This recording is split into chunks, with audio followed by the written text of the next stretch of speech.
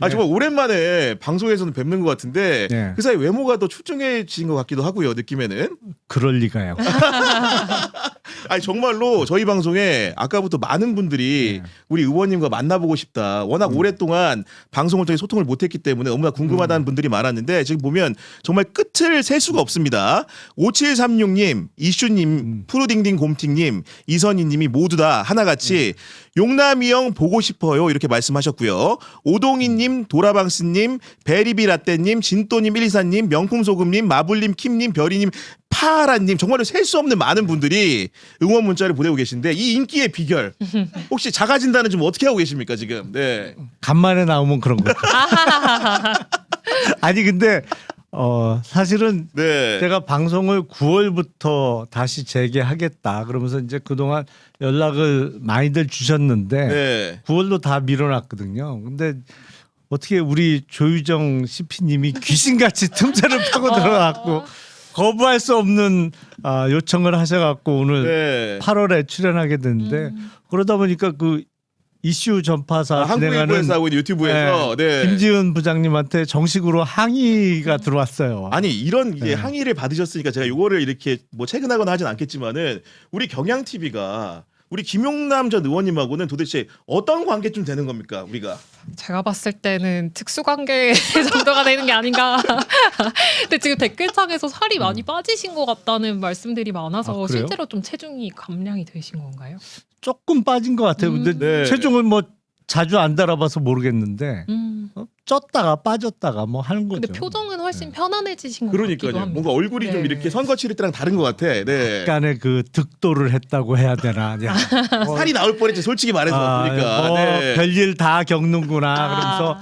야 상대방 잘 만나는 것도 정말 복이다. 뭐 이런 거 여러 가지 그 세상사를 경험하고 나니까 조금 표정이 바뀐 것 같습니다. 아니 관련해가지고 실제로 저희가 이제 의원님의 SNS 활동을 통해가지고 어떻게 평택에서 지내고 있다. 요 정도는 이렇게 추정을 하고 있는데 실제로 이제 민주당에 경기 평택을 지역위원장으로서 정말로 열심히 활동하고 계신데 좀 이렇게 어떤 활동을 주로 해오셨는지 좀 얘기를 좀 부탁드립니다. 아니 지금은 그 제가 평택을에 갑자기 내려가게 됐잖아요. 그러니까 이제 선거 끝나고 마무리하고 또 새로 평택의 근거지 그러니까 사무실 또 사는 집도 이제 처음에 급하게 내려가다 보니까 아무래도 정주 여건이 조금 안 좋았죠. 네. 그래서 조금 나은 곳으로 이사도 하고 이런 기반을 마련하고 그리고 지역분들 이제 선거 끝나고 인사 못 드렸던 분들하고 만나서 뭐 밥도 먹고 네. 그런 과정이죠. 이제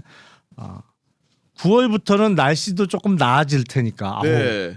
정말 더웠잖아요. 폭염 때문에. 네. 9월부터는 좀 더 열심히 해야죠. 저희가 이제 사진을 이렇게 화보로 만들어가지고 보여드리고 있는데 이게 지역 현안 협의 아마 상대 정당이긴 합니다만은 같이 경쟁을 했던 진보당 김재현 후보와도 이렇게 손을 맞잡으셨고 그 이외에도 주민 인사도 다니시고 환경정화 활동도 하시고 지역 당원 대회도 하시고 주민 간담회도 하시고 이렇게 하는데 저런 행사들 하면서 본인은 정치인이기 때문에 네. 실제로 많은 힘을 얻으시는 거죠.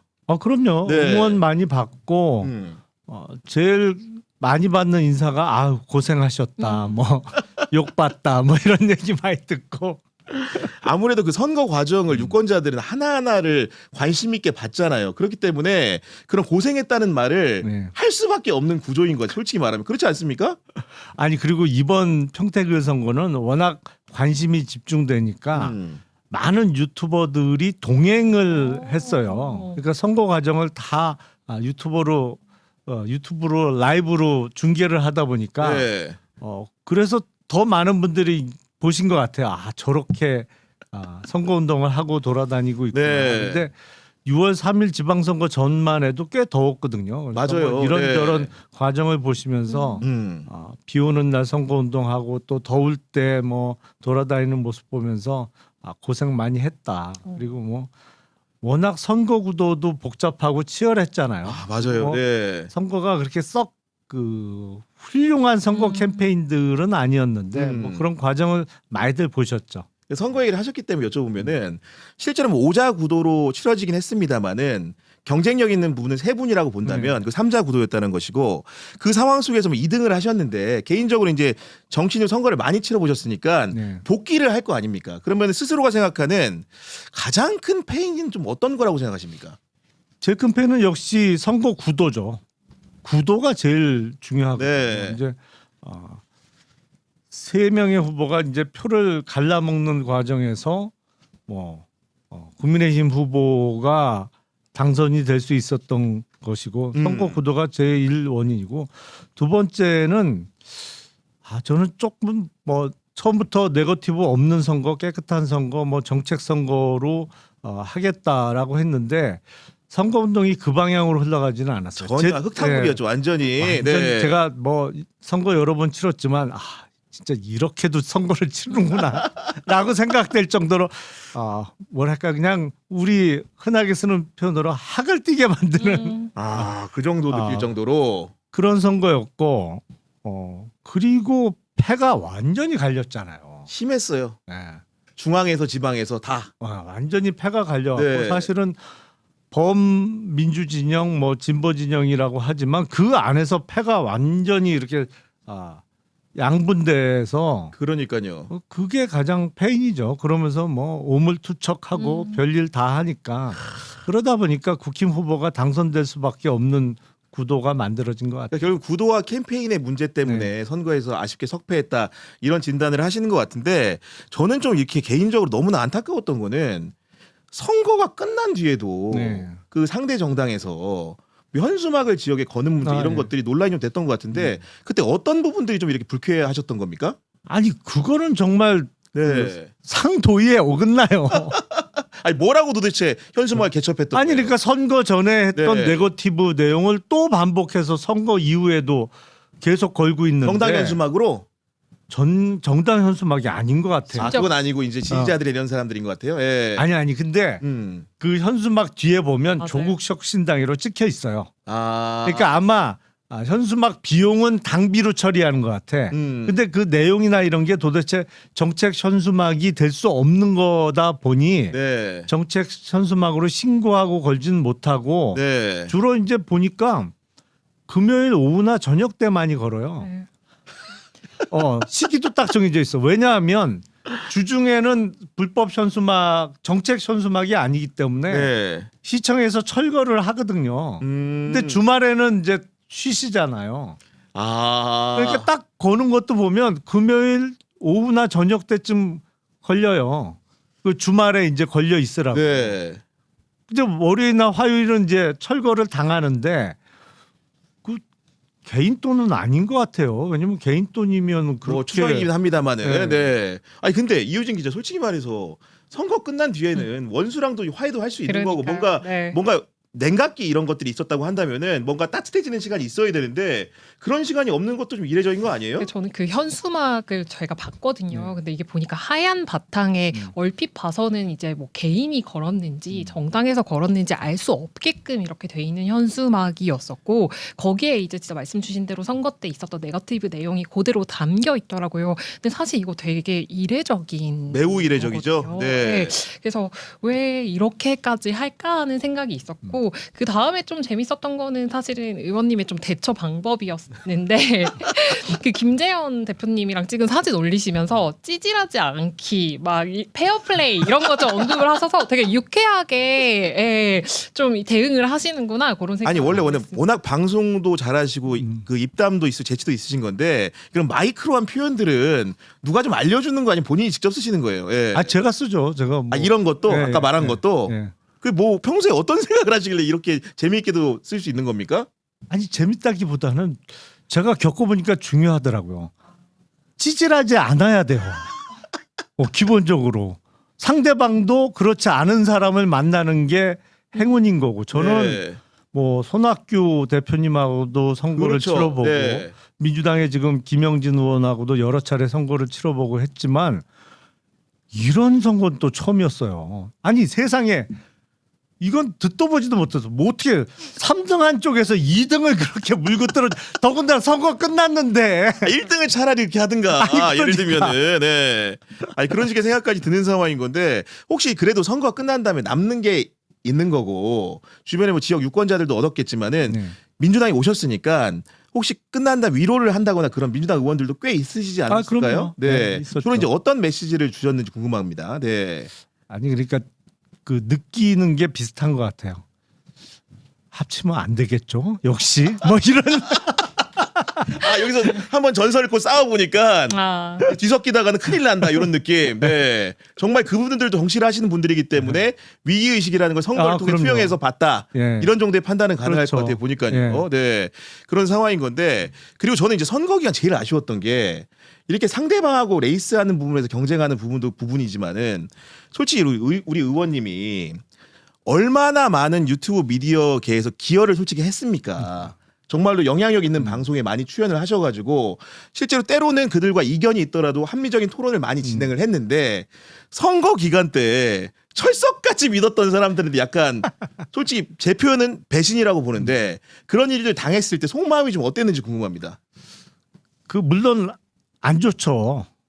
아니 이럴 수가 있나라는 생각이 들고 네. 아니 뭐 대형 유튜브 채널도 있습니다만 사실은 신생 유튜브 채널로 그 안정화되는데 저도 상당히 기여를 했다고 생각한 데까지 그러니까 아니 인간적으로 이럴 수가 있나? 그리고 제가 하는 얘기를 제대로 듣지도 않아요. 보니까 그냥 방향을 정해놓고 드립다 이제 네. 모 후보 측의 얘기를 레퍼토리를 반복해서 방송을 하고 뭐 단정적으로 얘기하고 그러던데 그 이제 속은 많이 상했는데 뭐 하나 또 좀 홀가분해지는 측면도 있죠. 네. 이제 뭐 앞으로 얼굴 볼 일 없겠다. 아니 근데 저희가 대표적으로 사진 좀 보여드렸는데 과거에 이제 뉴스공장 나왔을 때 사진도 보여드리고 매불쇼에 출연한 부분도 보여드렸는데 물론 저 미디어들도 워낙 대형이고 의원님의 스타성을 알리는데 기여를 한 것도 사실이에요. 제가 보기에는.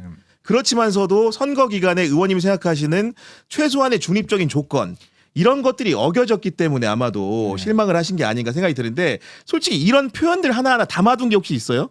저분들이 얘기한 것 중에서 아 이런 표현은 진짜 좀 이렇게 너무하다 싶었던 거. 그거 다 담아두면 암 걸려요. 아이고. 진짜 없던 암도 생겨요. 그래서 담아두지는 않는데 다만 네. 잊지는 못할 것 같아요. 잊지는 못할 것 같다. 정말 의미심장한 표현이 아닐 수가 없는데 우리 이유진 기자도 방송하고 다른 방송 많이 모니터링 합니다만은 참 사람에 대해서 평가를 두고 정말 전과 후가 너무나 천양지차로 다른 것은 당사자 입장에서는 받아들이기가 너무나 어려울 것 같아요. 당사자도 어렵고 사실 저는 신기한 것 중에 하나가 저도 유튜브 출연한 지가 이제 막 오래되진 않았는데 그렇게 태도를 바꾼 사람도 과연 마음이 편할까? 어떻게 이렇게 할 수 있지?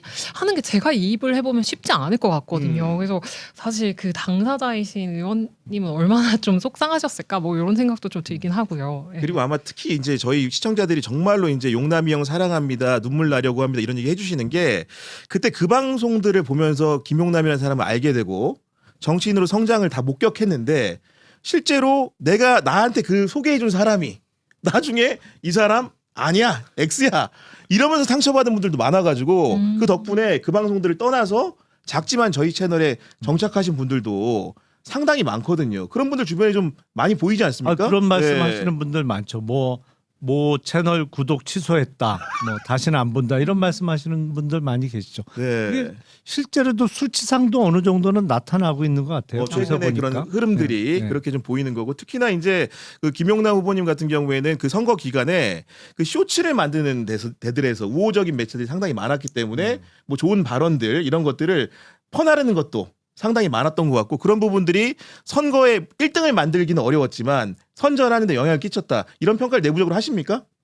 그 분명히 네. 영향이 있죠. 영향이 있는데 저도 내심 선거 전에 불안했는데 끝까지 여론조사에 안 잡혔던 층에서 이른바 국힘 몰표가 좀 나온 거잖아요. 네. 그러니까 농번기잖아요, 사실. 6월 3일 그 맞아요, 바쁠 전에는 때. 그러니까 예. 한참 평택을 경우에는 전형적인 이제 도농 복합 지역이니까 네.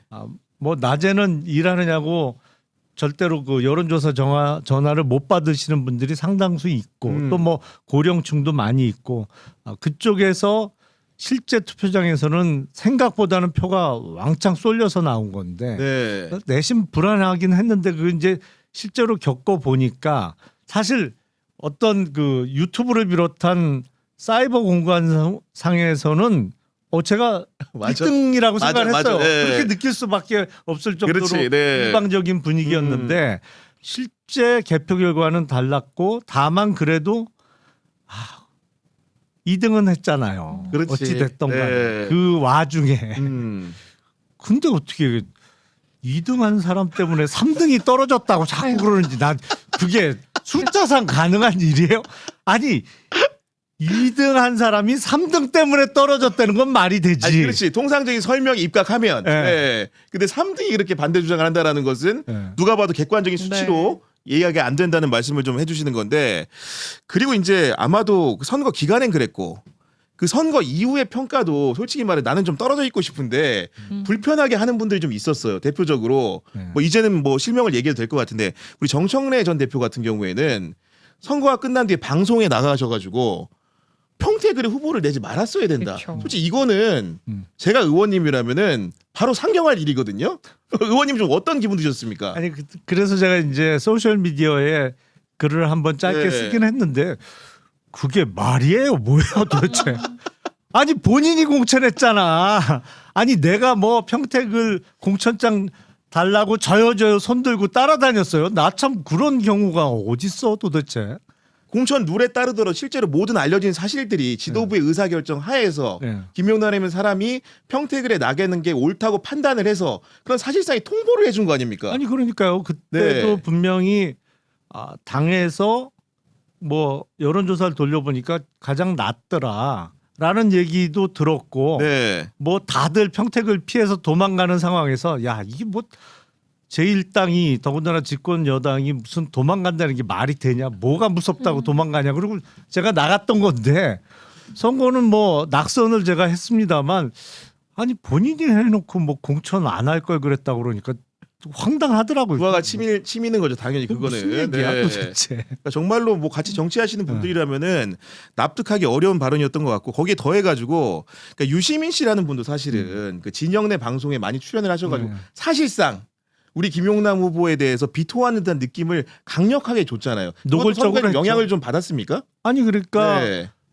중요한 순간마다 나가서 평소보다 훨씬 방송 횟수를 늘려서 뭐 사전 투표가 실시되는 날이라든지 중요한 타임마다 뭐 낙선 운동을 열심히 하셨죠. 낙선 운동을 열심히 했다고. 낙선 운동을 네. 열심히 했고 뭐 선거 끝나고 나서도 마치 이번 평택을 네. 공천이 청와대에서 한 것처럼 뉘앙스를 무슨 좀 말이 도대체? 예. 저는 그래서 이 양반이 유시민 씨가 본인 스스로를 작가라고 하는구나.